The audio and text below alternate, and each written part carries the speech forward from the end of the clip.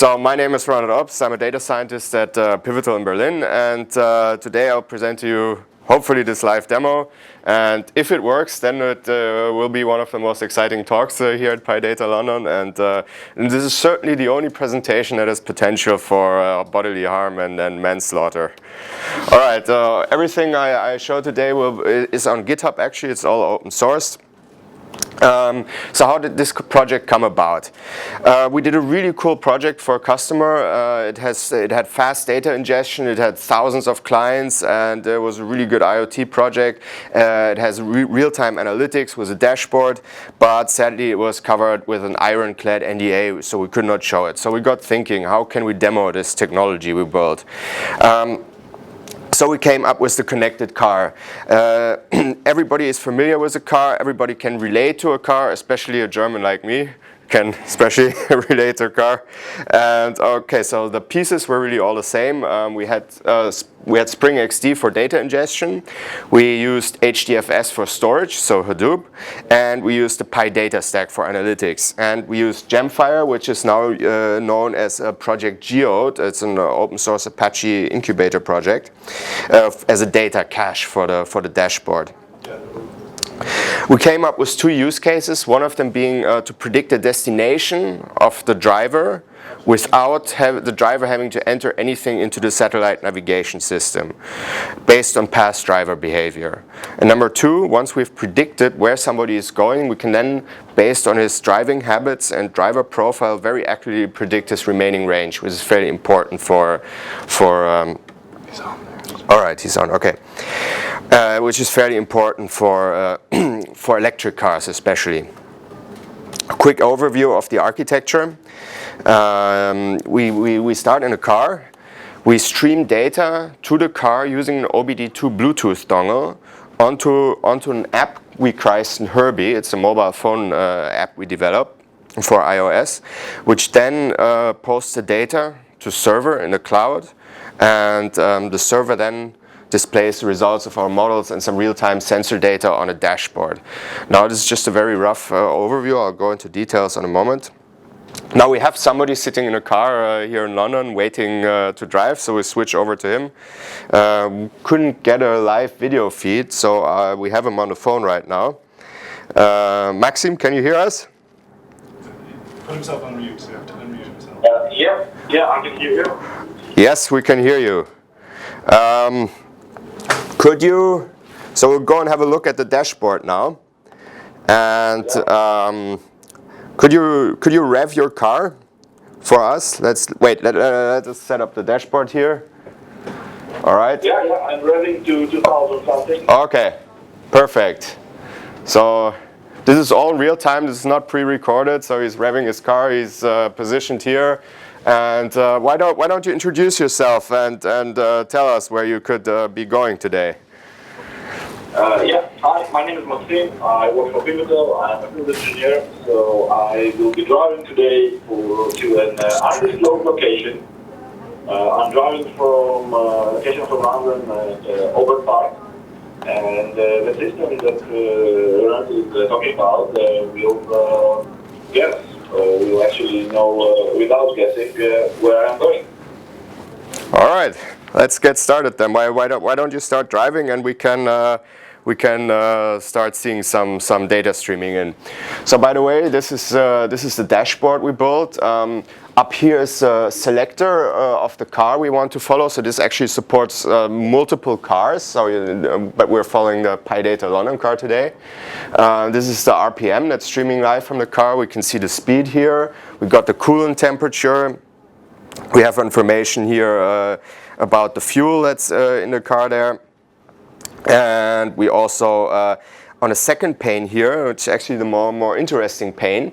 So this is the blue dot is the current location of Maxim, and the orange dots, these are his potential destinations. So these are destinations he's gone to previously, and these here are the associated probabilities of these destinations and the latitude and longitude of those destinations. This is the predicted range, how much we predict he still has in his tank with his driver behavior, and how much fuel he's using.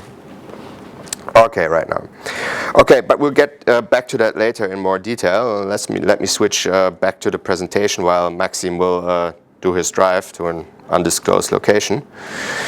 All right. So, perfect. All right, so how does all of this work? Let's start in the car. Every car since the end of the 90s has something called an onboard diagnostics port. And this onboard diagnostic port can deliver sensor information from that car. And we use this port to plug a very cheap Bluetooth dongle in there that is able to relay that data in real time to the phone app we built, Herbie. And via cellular from the phone, we post this data to the server in the clouds. And we also enrich the data with GPS coordinates and acceleration from the phone. So we use the accelerometer in the phone to do that.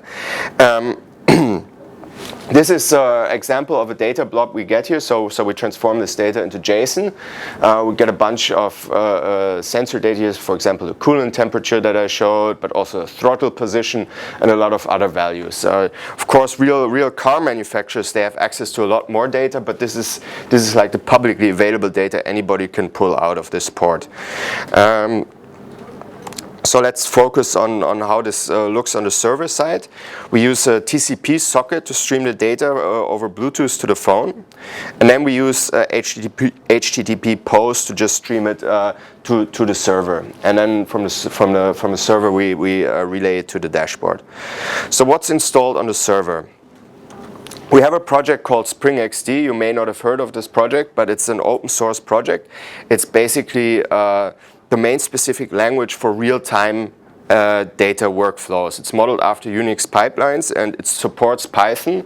And it's a really cool project and it does a lot of orchestration around real-time pipelines. It's really useful.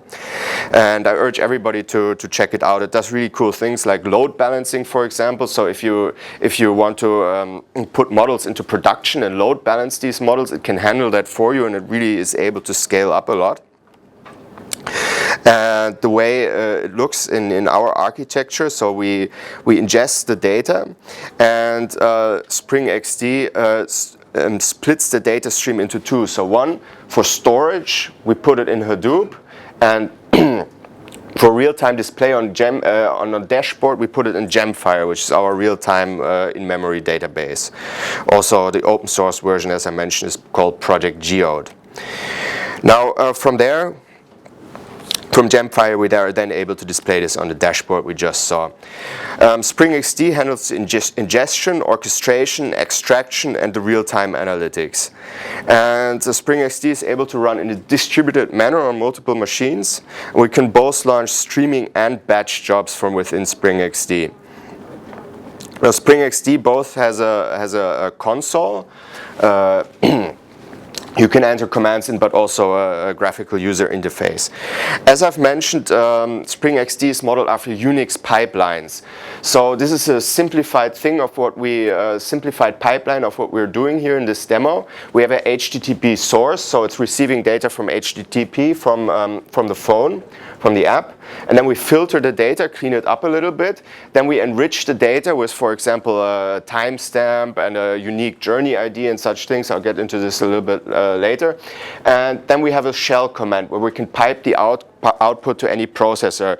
In this case, we use Python. We preload models into Python, into memory, and then the shell module is able to score the models we developed in real time. And we output all the data into HDFS. Now, this, of course, only saves the data in HDFS. There's no routing to the dashboard yet. And this is what we do with taps. Taps come from wiretapping.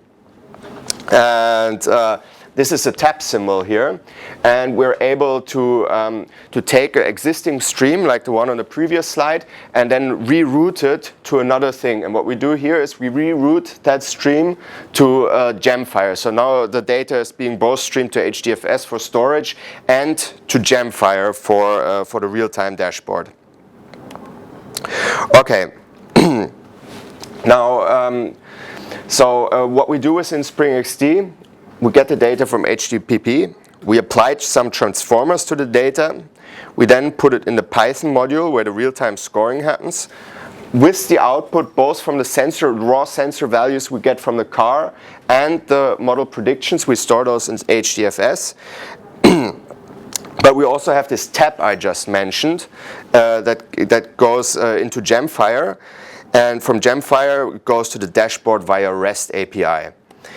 But the data that is stored in HDFS, we actually use PySpark, which is the Python API to Spark to run the models on Hadoop using Python. I'll talk about a bit later about this. Because we don't actually use MLlib in PySpark, but we use PySpark as a parallel driver for scikit-learn to train models in parallel over data that is stored on Hadoop, and it's a fairly useful tool to do that.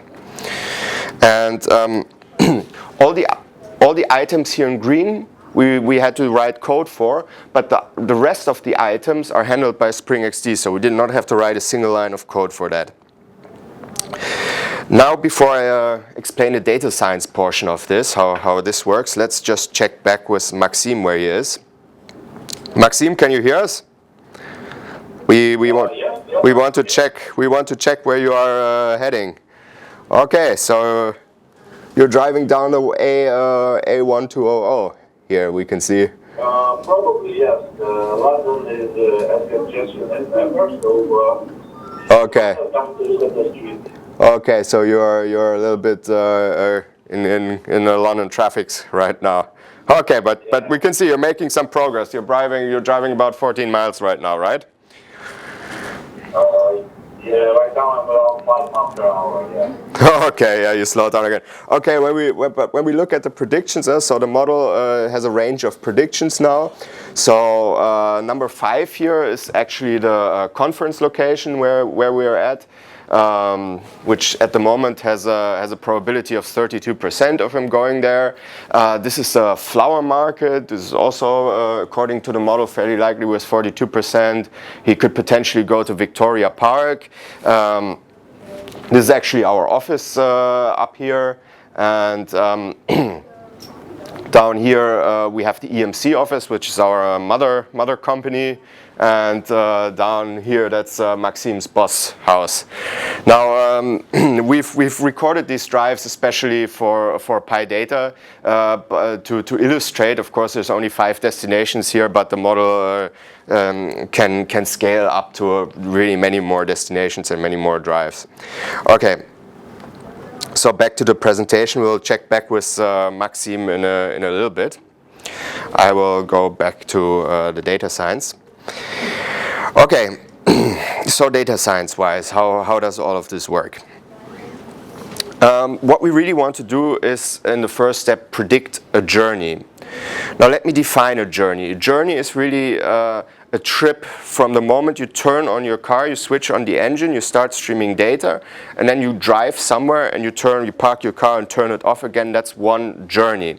And we're really trying to predict whether you're currently driving on this journey. And from that journey we can, one, infer where you're going to go, because we know the end location of that type of journey, and we know your typical driver behavior on that journey. So we know how much fuel you use, we know a lot of things. Okay, so how do we do this? First of all, like I said, we store the sensor data in HDFS, and this for the particular drives we did here in London, this is what it looks like. These are the different drives we recorded data for here in this area of London.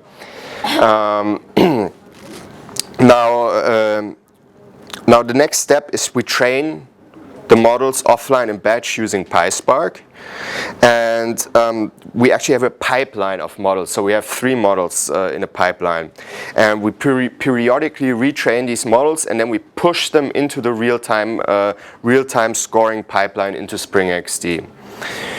The first model is actually a clustering model, so unsupervised learning model.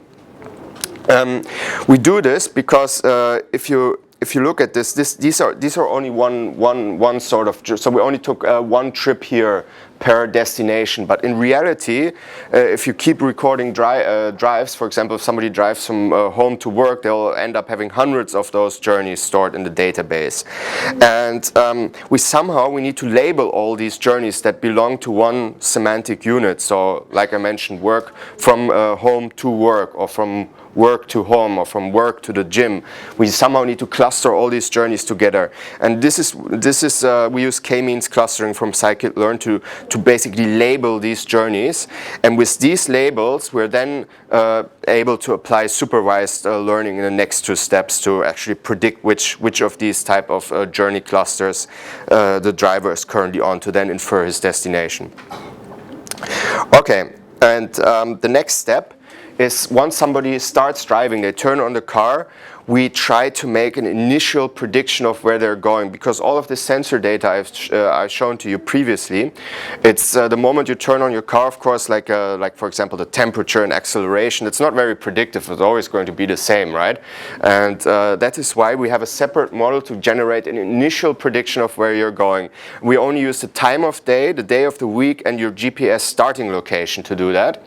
And with that we can already actually generate a fairly accurate prediction, because people are animals of habit. If somebody drives to work from between 8 and 9 in the morning on weekdays, and it's that time span, and he's getting into his car, and we know from his GPS coordinates that he's at home, we can then make a fairly accurate prediction that he will go to work. And this is what the actual data looks like. This is not the data we recorded in London, but this is from data I've recorded in Berlin over almost a whole year. So this is much more data, and we can see that the probability of driving from home to work is fairly high in the morning, and then during the day it drops off sharply, and then at night it's almost zero. And the opposite here is true from going from work to home. It's very low in the morning, but then it sharply rises in the evening. But as more and more sensor data streams in, it becomes more and more predictive of where somebody is going. So to retake my example I talked about earlier, driving from home to work in the morning. If somebody, instead of taking the route he took he usually takes to work, he started driving on the road that goes to the airport. Now this online model, the third model in our pipeline, is then able to say, okay, we switch these probabilities in real time and say it becomes much more likely now that he's actually driving to the airport instead of to work. So what we do is we take these initial predictions and we fade them out and fade in the predictions from this online model that generates a new prediction every second, based on the driver behavior and based on the current location and the route the driver is taking. And in this way the model is fairly quickly able to correct itself. And once we predicted the destination of somebody, we can then, based on their driver behavior, we can then predict that they are their range. So for example, to take the airport example again, if somebody is always late to the airport and when they're driving to the airport they accelerate and brake very roughly, they're obviously going to have much less of a range than if they, I don't know, visit their in-laws where they drive very slowly. And we also generate the predictions in JSON format, so this is only a small chunk of the predictions. We basically have the cluster label, so for example this 0 could signify work to home. We have the end location, and we have the miles per gallon that usually the driver usually consumes on that journey, and we have the current probability that that driver is on that journey. So that's the output of this third online prediction model. So let's recap the architecture here. Start with the phone, stream the data into Spring XD. Then we store it in a Hadoop. Data persistence, we do run the batch training in Spark, but using Python, scikit-learn. We push the models back into the real-time pipeline for evaluation, where the evaluation is then also stored again in Pivotal HD, so we can see how the models are actually doing. And then we push it to the dashboard, which we just saw. Okay, let me go into a little bit of detail how we use PySpark. As I mentioned in the beginning, we don't use MLlib, so that's the machine learning library of Spark that scales very much to very large amounts of data. But instead, we use scikit-learn to to learn the models. But we use PySpark as a way to push the PySpark code to where the data lives on HDFS, so we can learn many models in parallel. Because the data we have is actually not that large, but if we have many cars, we need to, or many drivers say, we need to estimate one model per driver, so there's many models being estimated in parallel in a real-life use case. So that is why we chose this convenience of scikit-learn over the MLlib library. And you may ask yourself, so why didn't we use Spark streaming for all of this? And Spark, of course, doesn't support true real-time streaming. It supports only mini batches, and they're not fast enough for these type of real-time use cases. Hence we load the data into Spring XD for true real-time scoring. Okay, shall we check back what Maxime is doing? Where he is? Yeah, let's have a look how he's doing. Maxime, can you hear us? Yeah, I'm here. Okay. Well, wait a second. Let me just open here the. Oh, you're almost. He's almost. Oh, you drove to the conference. Wow. We didn't. I just arrived. Oh, we didn't expect that. Oh, and the model has actually, so by the time he's gotten close to the conference, one after another, it excluded these locations based on his previous driving patterns, and the model has actually correctly predicted that he's going to the conference with 100% certainty as he was, as it became more and more clear. So yeah, you're at the conference actually. Why don't you come in and visit us? Yeah, I just need to park the car and I'll. Okay, hopefully that won't take 20 minutes. All right. Okay, see you in a bit then. Have a beer with us. Okay, fantastic. All right, so back to the. Oh, he hung up on me. Oh well. All right, back to the presentation. Okay, here we go. All right, so that's PySpark. Now, how did we build the dashboard? Like I mentioned, we have Gemfire, or as it is known now, the open source version, Project Geode. It's a Apache incubating project. We use this basically as a cache layer for the dashboard. The dashboard can then query this cache layer with a REST API that Gemfire provides. We set up the dashboard very quickly with Yeoman. We used AngularJS, and now let's talk about the scalability of this solution. So this architecture actually scales to hundreds and thousands of clients, and we've shown this in the field. And actually, it also scales to millions of messages. And just last week, the Spring XD team did a benchmark, and it showed that Spring XD can handle over 200 million events per second. And this is all open source. You can use Brew to install it on your Mac, or you can just go to the Spring XD site and download it. I really suggest you do it. It's a very cool piece of software. And yeah, we can ingest over 100 gigabytes per minute using this framework. But we've also encountered some issues regarding the Internet of Things. So one big issue is compatibility. Even though this OBD2 is supposed to be a standard, it's not a standard. The car manufacturers don't really treat it the same. Every time we've done this with a different car, there was some sort of problem. The car sent back a message that somehow destroyed JSON and blew everything up, or some values were missing, or some values were infinitely large, or it's always some new problem. So compatibility is a huge problem there. Another one is connectivity. Of course, we rely on cellular connection for all of this. If you're in a tunnel or somewhere, this is not good. Another thing is security. Because this is our own data, we don't care so much about security. But in reality, if you wanted to deploy this in production, of course, this has to be very safe. You can't have data leaking out of where somebody is driving. Looking into the future, at the moment we're porting this whole demo onto Cloud Foundry, and Cloud Foundry is another open source project from Pivotal, and this is basically a platform as a service. You can think of it like Heroku, but a better version of Heroku you can deploy on your own infrastructure, and it's also really nice to scale up and deploy apps very quickly. We're working on some additional use cases. So at the moment we're working on a project in the US with a customer. They have a huge fleet of trucks, and we want to use this architecture for fleet management and also for predictive maintenance. So since we get all this telematics data, we can use machine learning to predict when a truck will fail, and then we can take action on that in real time and for example guide that truck to a service station that is nearby.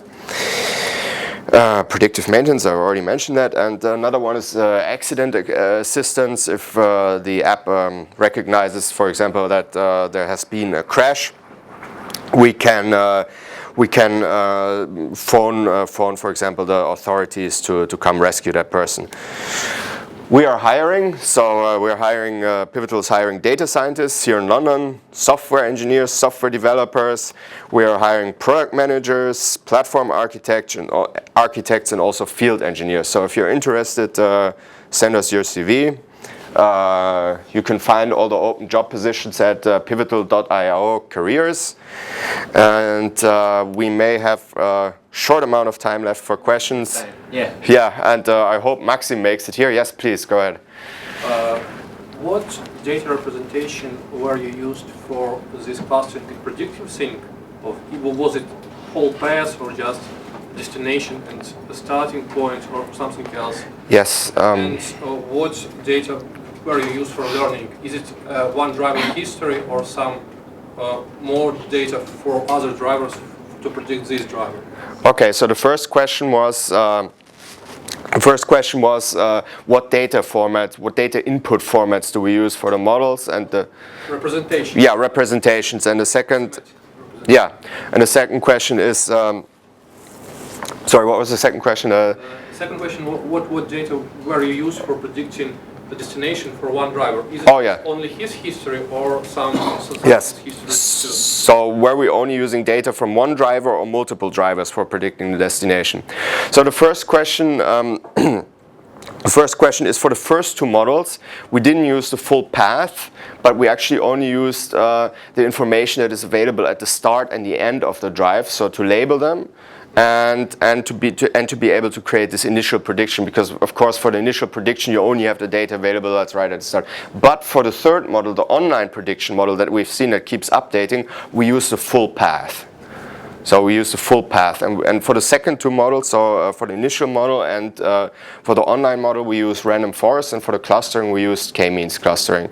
And the second question regarding whether we use multiple clusters, no, because we actually want to learn the driver behavior of one particular driver. We only generate one model per driver, not across multiple drivers. So there's a separate model for each driver. And there's Maxim. He's actually coming just on time. He's coming in. So give him a random applause here, our driver. All right, I think we may be out of time, or maybe time for one more question. Okay, one more question then. Please go ahead. Yes. What if the driver doesn't have any regular pattern, something like taxi or cover? That's very difficult. I don't know how we would model that. I mean, there's Oh yeah, of course. How would we model it if somebody doesn't have regular driving patterns, such as taxi drivers? Now, That's a very difficult question. I mean, companies, for example, like Uber are working on that.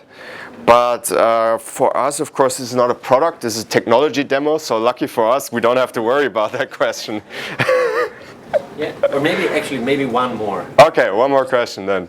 One more. Please, who is, yes, please, go ahead. Just by curiosity, how long did it take to finish the project? Right, so we did this in between customer project. Oh yes, of course, sorry. So how long did it take us to do this project? We did this in between customer projects, so it's hard to say, but I'd say about, in total, about 2 months of a team of roughly 6 people. And you're going to be in the pub afterwards? Yes, certainly, yes, so Thank you. sure.